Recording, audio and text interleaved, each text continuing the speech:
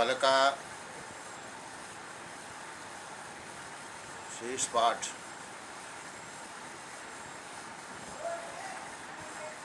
धातु दो प्रकार के औपदेशिक धातु और आदिदेशिक धातु। व्यावाचनो वादयो धातु संज्ञास्यु वादयो धातवः इति सूत्रम वर्तते। और आदिदेशिक धातु जो है वह सनातनता धातवः इसी धातु संज्ञा होती है। यह मैंने पूर्व में कह चुका हूँ। द्वादशामिद सनादयः 12 प्रकार के जो सनादि है वह आदिदेशिक धातु।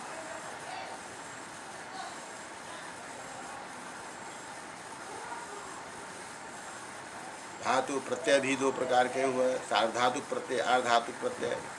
तिंसित सार्वधातुकम भी अभी कहा गया है, परंतु आर्धातुक प्रत्यय से शेषम आर्धातुकम, आर्धातुक का लक्षण है शेष आर्धातुक। आर्धातुक जो है उसमें क्या होता है, सामान्य रूप से आर्धातुक से बलादे इत के सामान्य रूप से इट का आगम होता, बलादि आर्धातुक के परता इट होता है।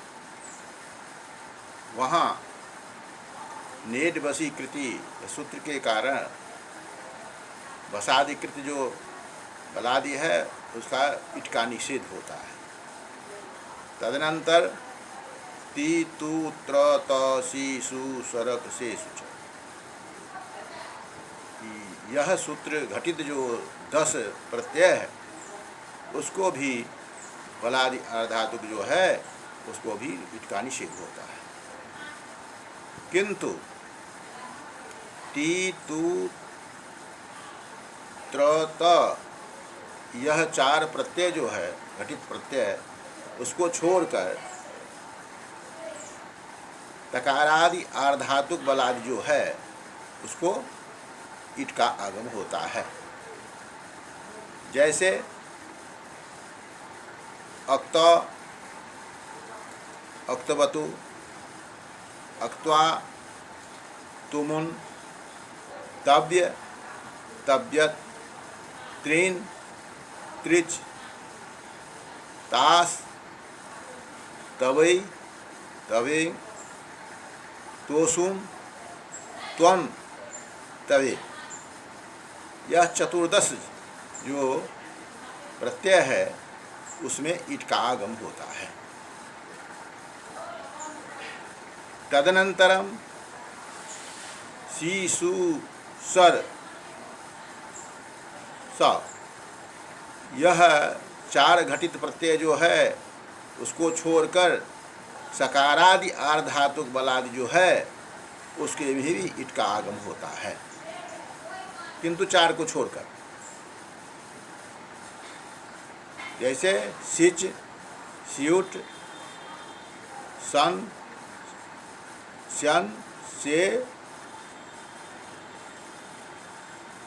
अक्षे, अक्षेन, से, सिप इत्यादि 8 प्रकार के हैं प्रत्यय, उसमें भी इट का आगम होता है। और कोसु प्रत्यय जो भी है, कोसु प्रत्यय भी इट का आगम प्राप्त करता है।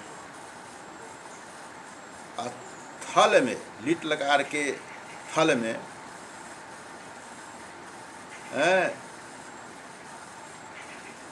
लिट लकार के जो होते हैं थल उसमें भी सो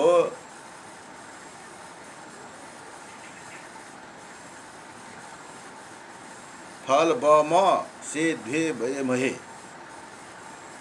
इस प्रत्यय में भी इट का आगम होता है। इस प्रकार इट के संबंध में कहा गया है यह सब जो है बलादि आर्धातुक के परता यह सब जो निर्धारित है उसमें इट का आगम होता है। इससे अन्य जो बलादि है या अबलादि है उसमें अनिट माना जाता है, वह अनिट है अर्थात इट का आगम संभव नहीं है। यह अनिवार्यता है। और इसका क्रमशः उदाहरण बाद में एक एक करके दिया जाएगा। क्या इसका विस्तार रूप है, क्योंकि यह जो है इसमें जो है प्रक्रिया ग्रंथ में जो है, प्रक्रिया ग्रंथ में जहाँ तहाँ यह सूत्र रखा गया है और सूत्र के कारण अनेक तरह की बात होती है। तो प्रक्रिया ग्रंथ के अतिरिक्त पाणिनि अष्टाध्यायी जो है वह अष्टाध्यायी में क्रमशः उपस्थित होता है। वह सूत्र के कारण यहाँ विशेष सुविधा होती है। पर वो तो विकीर्ण है वो सूत्र, इसलिए उसको एकत्रित करके सूत्र का जब तक अर्थ नहीं लगता है तब तक यह इसकी संभावना नहीं तो है। अर्थात धातु के संबंध में, प्रत्यय के संबंध में अच्छी जानकारी मिल सकती है। अतः इस पर छात्रों में रुचि होनी चाहिए, अन्वेषण होना चाहिए, जिज्ञासा होनी चाहिए। तो यह जिज्ञासा जो है विश्वेश कुमार का सराहनीय है। इसको इसी तरह समझाया जाए। और यह कह दिया गया है ये धातु गणे उदात्ता पठिता ते सेठ, ये अनुदात्ता पठिता अनिट, यह सेठ अनिट उभय प्रकार से विद्यमान है। उसको गणना निर्धारित की गई है, उसको देखा जाए, उसको समझा जाए। यह सिद्धांत कौमुदी की बात है और सिद्धांत कौमुदी में यह निर्धारित की गई है। और ये इसे स्पष्ट रूप से भुआदि प्रकरण में आपको यह विषय मिलेगा। जहाँ फिर किसी प्रकार की संदेह हो वह फिर जिज्ञासा करें।